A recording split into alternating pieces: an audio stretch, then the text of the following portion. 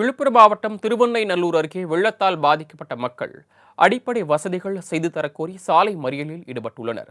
இதுகுறித்த கூடுதல் தகவல்களை எமது செய்தியாளர் மானஸ்ராஜா வழங்க கேட்கலாம். மானஸ்ராஜா, தற்போது சாலை மறியல் போராட்டத்தில் ஈடுபட்டு வரும் பொதுமக்கள் வைக்கக்கூடிய கோரிக்கை என்ன? விவரங்களை பதிவு பண்ணலாம்.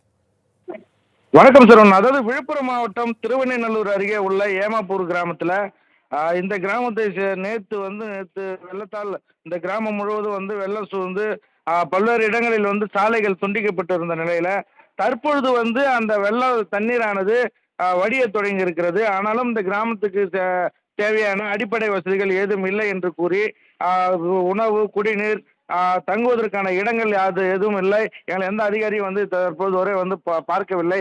எங்களுக்கு யாரும் உதவி செய்யவில்லை என்று கூறி அந்த பொதுமக்கள் தற்போது அந்த திருக்கோயிலூர், விழுப்புரம், கடலூர் செல்லும் சாலையில சாலை மறியலில் ஈடுபட்டு வருகிறார்கள்.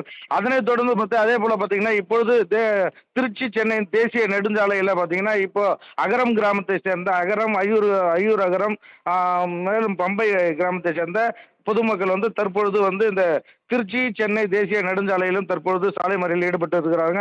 அந்த பம்பை ஆற்றில் வெள்ளப்பெருக்கு ஏற்பட்டு அந்த வெள்ளப்பெருக்கத்தினால் எங்களுடைய கிராமம் முழுவதும் தற்பொழுது வெள்ள நீர் சூழ்ந்து இருக்கிறது. எனவே எங்களுக்கு தேவையான அடிப்படை வசதிகள் ஏதும் இல்லை. எங்களை யாரும் பார்க்கவில்லை. தற்பொழுது எங்கள் கிராமத்திலும் மின்சாரம் இல்லை, உணவு இல்லை எங்களுக்கு அப்படி என்று சொல்லி அடிப்படை வசதிகளை எங்களுக்கு செய்து தர வேண்டும். அதிகாரிகள் எங்களை பார்க்க வேண்டும். எங்களுக்கு தேவையான அனைத்தையும் செய்து தர வேண்டும் என்று கூறி அந்த பொதுமக்கள் தற்பொழுது இந்த சென்னை திருச்சி தேசிய நெடுஞ்சாலையில் சாலை மறியலில் ஈடுபட்டு இருக்கிறது நம்மால் பார்க்க முடிகிறது. தங்களது தகவல்களுக்கு நன்றி மானஸ்ராஜா.